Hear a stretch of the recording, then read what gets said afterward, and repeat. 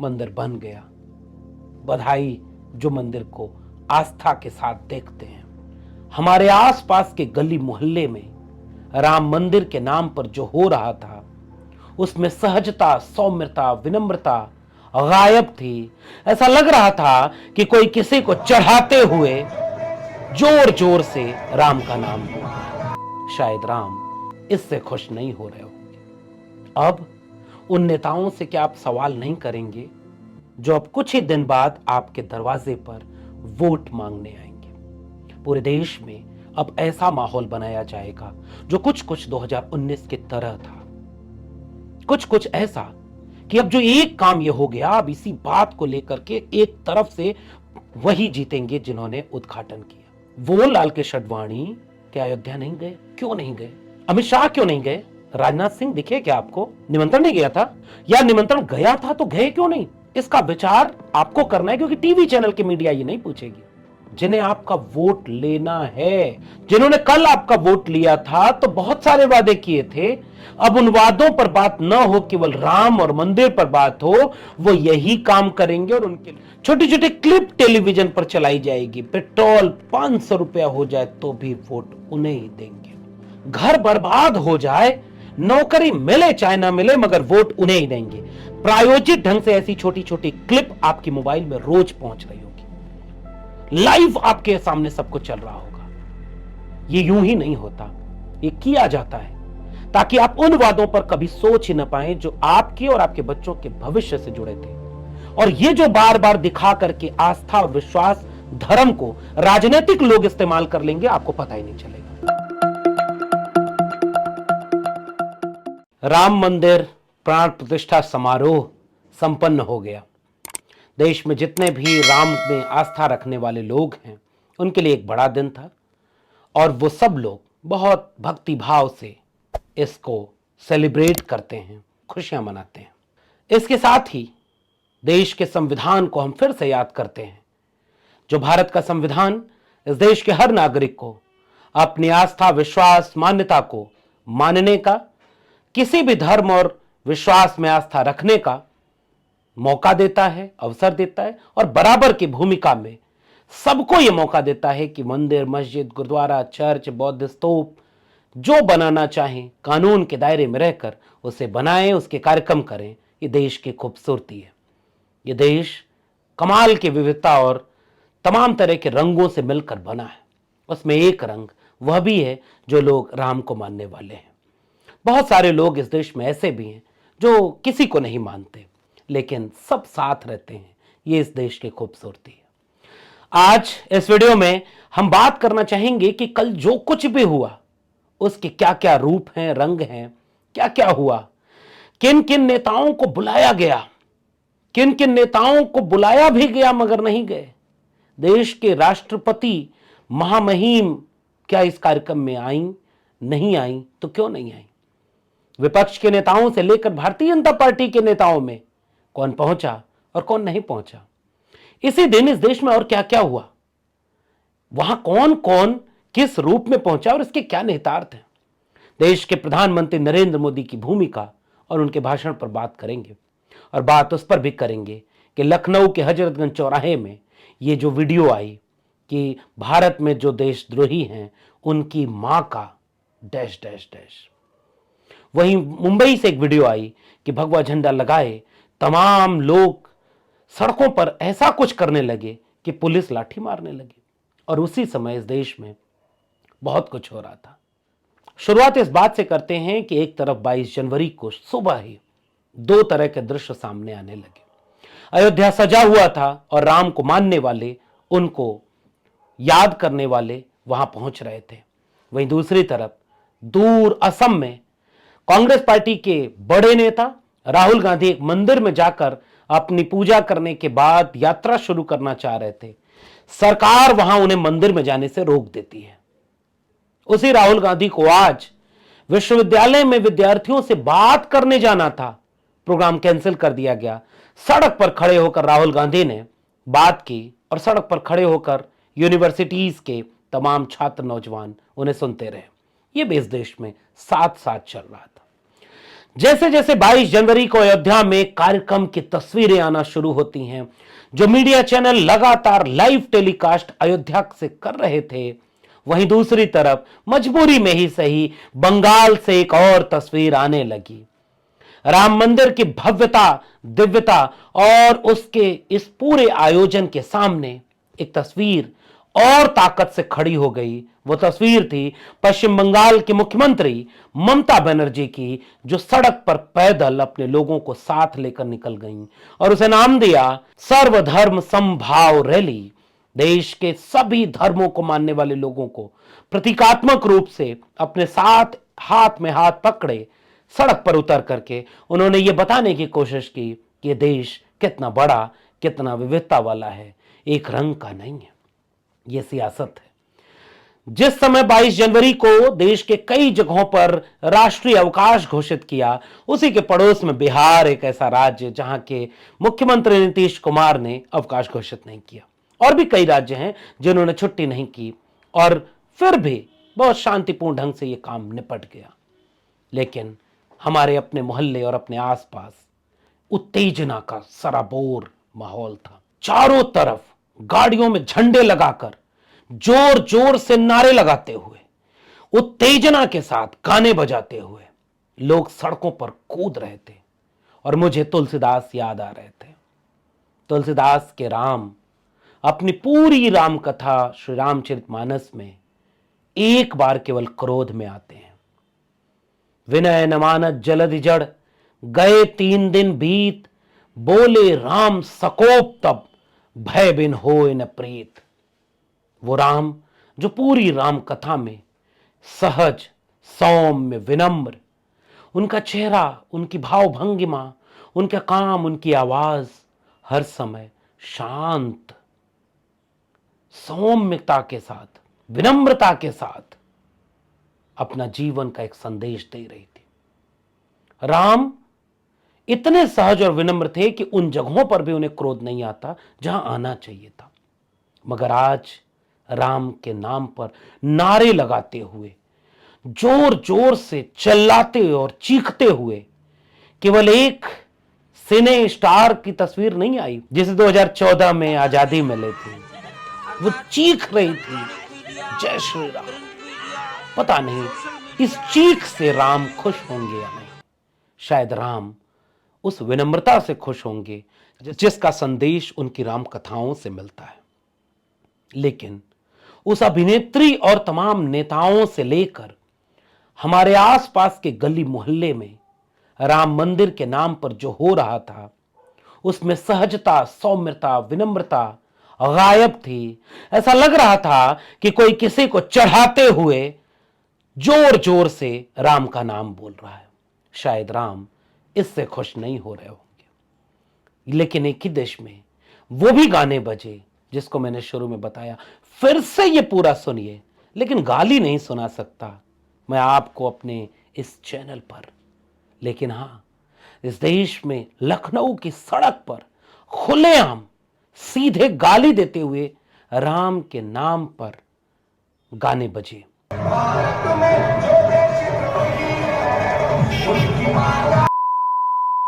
और इस तरह से ये पूरा दिन गुजरा। पता नहीं इस देश की सभ्यता, संस्कृति को लोग कितना समझते हैं। ये देश, आइडिया ऑफ इंडिया, उस तरह बना जब एक तरफ वेद और पुराण, ब्राह्मण ग्रंथ और उपनिषद लिखे जा रहे थे, तो उसी समय वेदांग के षट दर्शन में सांख्य, वैशेषिक, योग था, जो वैज्ञानिक और पदार्थवादी दर्शन था। देश का, आइडिया ऑफ इंडिया का रूप तो वहां से भी बनता है। एक तरफ लोग आत्मा, ईश्वर, परमात्मा, मूर्ति की बात करते हैं, तो वहीं इस देश में तथागत बुद्ध आत्मा, ईश्वर को नकारते हैं और मूर्ति का विरोध करते हैं। बुद्ध और मूर्ति पूजक दोनों इस देश में चले आए हैं और दोनों को मानने वाले भी। ये वही देश है जहां कबीर यह भी लिखते हैं कि दुनिया ऐसी बावली, पाथर पूजे जाए। तो एक टीवी डिबेट में एक साधु का वेशधारी, जिसे शिक्षा यात्रा निकालनी चाहिए तो वो भिक्षा यात्रा निकाल रहा है, वो टीवी चैनल पर लाइव विज्ञान के तमाम संसाधनों का उपयोग करते हुए कहता है कि भारत एकमात्र ऐसा देश है जो पत्थर में भी प्राण प्रतिष्ठा कर देता है। अब कौन उससे पूछने जाए। एक गीत जो लोक भाषाओं में बजता रहा, राम ने जिन इंसानों को बनाया वो हिलते डोलते काम करते हैं, इंसानों ने जिस राम को बनाया वो कहां है। ये भारत इस तरह से चलता आया। एक तरफ राम को मानने वाले लोग दिल में राम को रखते चले आए हैं। ए.के. रामानुजन ने 300 प्रकार की रामायण लिखी और जिस भी तरह के राम जैसे भी रहे वो सभ्यता में मौजूद रहे, और जिन्हें राम को नहीं मानना था वो भी इसी सभ्यता में रहे। कस्तूरी कुंडल बसे, मृग ढूंढे वन माही, और ऐसे घट घट राम हैं दुनिया देखे नाई। यह भी इसी देश का वाक्य है और इसे लिखने वाले भी इसी देश के सतगुरु कबीर हुए। ना राम मंदिर में बसता ना खुदाए बसे मस्जिद में, ये कहने वाले रविदास इसी देश के आइडिया ऑफ इंडिया के एक हिस्से हैं। इस देश में फूले, अंबेडकर, पेरियार, भगत सिंह जो किसी को नहीं मानते वह भी इसी देश के हिस्सा है, और उन्होंने भी मिलकर इस आइडिया ऑफ इंडिया को बनाया। इस देश में गांधी के राम बिल्कुल अलग हैं, लेकिन आज जो हो रहा है वो ऐसी तरह से हो रहा है कि देश का केवल एक मात्र चेहरा, एकमात्र चीज होंगी, वो राम होंगे। ऐसे वक्त में इसका विश्लेषण इस देश के हर नागरिक को करना चाहिए। अब हुआ क्या वहां पर?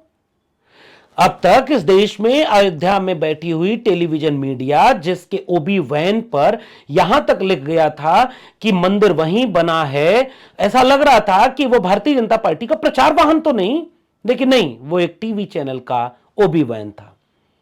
और वे टीवी चैनल वाले लोग पूरे वक्त विपक्षी नेताओं को विलन बनाने के लिए रोज माइक लगाकर पूछते रहे कि अयोध्या जाएंगे कि नहीं, 22 को अयोध्या में होंगे कि नहीं, ताकि या तो उन्हें खलनायक बनाया जाए, और अगर वो कहें कि हां जाएंगे तो ये कह दिया जाए कि बीजेपी के प्रभाव में देखिए सब झुक गए। ऐसे वक्त में अपने आप यह खबर देश दुनिया में तैरने लगी कि बीजेपी के ही बड़े बड़े नेता इस आयोजन में नहीं गए जो रथ लेकर निकले थे। पालमपुर अधिवेशन के पहले जो बीजेपी राम मंदिर मुद्दे को अपना एजेंडा नहीं मानती थी, 1949 में मूर्तियां प्रकट हो गई। अब इस देश में इस पर शायद चर्चा नहीं होगी और होनी भी नहीं चाहिए, लेकिन इतिहास में कई बार पूछा जाएगा मूर्ति कैसे प्रकट हो गई। अच्छा, जो मूर्ति प्रकट हुई थी उसका क्या, ये हम भी नहीं पूछ रहे, शंकराचार्य सब पूछते रहे। और इस तरह से चाहे 1949 का विवाद हो, चाहे 1984 से लेकर के 89 तक का पूरा प्रकरण हो, उसमें खलनायक कौन बनाया जाता रहा? लालू मुलायम। जबकि इस देश में सुप्रीम कोर्ट ने 2019 में कह दिया था कि बाबरी मस्जिद पर हमला करना गैर कानूनी था। तो जिसने कानून के हिफाजत का वादा किया था, संविधान की शपथ ली थी, उन मुख्यमंत्रियों को जो करना था वो उन्होंने किया। आंख में आंख डालकर यह बात कहनी होगी। गलत किया होता तो मुकदमा चलता उनके ऊपर, जेल जाते, मगर जेल गए कल्याण सिंह। ये बातें आपने पिछली वीडियो में मेरी सुनी होंगी। किस्सा आज का सुनिए कि उसके बाद पालमपुर अधिवेशन के बाद बीजेपी कहती है कि हम इस राम मंदिर मुद्दे को राजनीतिक मुद्दा बना दें, क्योंकि धार्मिक लोगों से अब यह हो नहीं रहा। और उसके वही लाल कृष्ण आडवाणी उत्तर प्रदेश में भाषण देते हैं और सुषमा स्वराज मध्य प्रदेश में भाषण देती हैं कि इस राम मंदिर आंदोलन का फायदा केवल और केवल बीजेपी को होगा। वो लाल कृष्ण आडवाणी क्या अयोध्या नहीं गए? क्यों नहीं गए? उम्र ज्यादा है, निसंदेह तबीयत ठीक नहीं होगी, मौसम है, मगर फिर भी जिसने सब कुछ किया, कोई ना कोई रास्ता निकाल कर उसे वहां नहीं होना चाहिए था। अमित शाह क्यों नहीं गए? राजनाथ सिंह दिखे क्या आपको? निमंत्रण नहीं गया था, या निमंत्रण गया था तो गए क्यों नहीं? इसका विचार आपको करना है, क्योंकि टीवी चैनल की मीडिया ये नहीं पूछेगी। वो केवल विपक्षी नेताओं से पूछती है कि आप क्या कर रहे थे। तो देश के विपक्षी नेताओं ने बता दिया। ममता बनर्जी सड़क पर उतरकर सर्वधर्म समभाव की रैली निकाल रही थी, और वहां उद्धव ठाकरे जो शिवसेना, जो उस पूरे कार सेवा के कार्यक्रम में सबसे ज्यादा शामिल थे, वो भी नहीं थे। तो बीजेपी के नेता जो खुद इस कार्यक्रम में नहीं गए, इसको लेकर के सवाल इस देश में कौन पूछेगा? क्यों नहीं गए?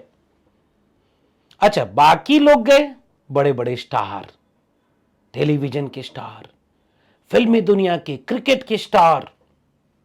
उनमें वो लोग भी थे जो 2012-13 तक पेट्रोल और डीजल का दाम बढ़ जाने पर सदी के महानायक तक ये ट्वीट कर देते थे कि अब तो लगता है कि गाड़ी मुझे बेच देनी होगी, पैदल चलना होगा। और तब जब पेट्रोल 65-70 रुपए हुआ करता था, लेकिन जब पेट्रोल 100 रुपया चल गया, पिछले 10 साल में सदी के महानायक ने कोई ट्वीट नहीं किया। लेकिन वो सदी के महानायक जो अपने सबसे प्रिय लोगों के निधन पर भी नहीं गए, लेकिन वो वहां थे। जा सकते हैं, निसंदेह जाना चाहिए, मगर अब वो ट्वीट नहीं करते। एक और सेलिब्रिटी जो सिनेमा जगत की, जिसने जब उज्जैन के महाकाल मंदिर जाने की कोशिश की तो हिंदूवादी संगठनों ने भयानक विरोध किया कि इस शख्स को मंदिर में नहीं आने देंगे, क्योंकि इसने अपनी एक वीडियो में कहा कि वो बीफ खाता है, ये सनातन द्रोही है। वो लोग भी राम मंदिर उद्घाटन कार्यक्रम में शोभायमान थे। कौन बात करेगा इस पर? कौन बात करेगा इस पर कि वे सारे लोग इस इवेंट को ऐसा बनाने गए थे जो एक पार्टी के चुनावी भाषण को जो वहां के प्रमुख नेता दे रहे हैं उसमें शरीक हो सके। कल्पना करिए, केवल एक व्यक्ति का चेहरा सबसे बड़ा दिखे, सबसे ज्यादा ताकतवर दिखे, इसकी पूरी कोशिश की गई। इसलिए उनकी अपनी पार्टी के बहुत सारे ताकतवर लोग नहीं गए।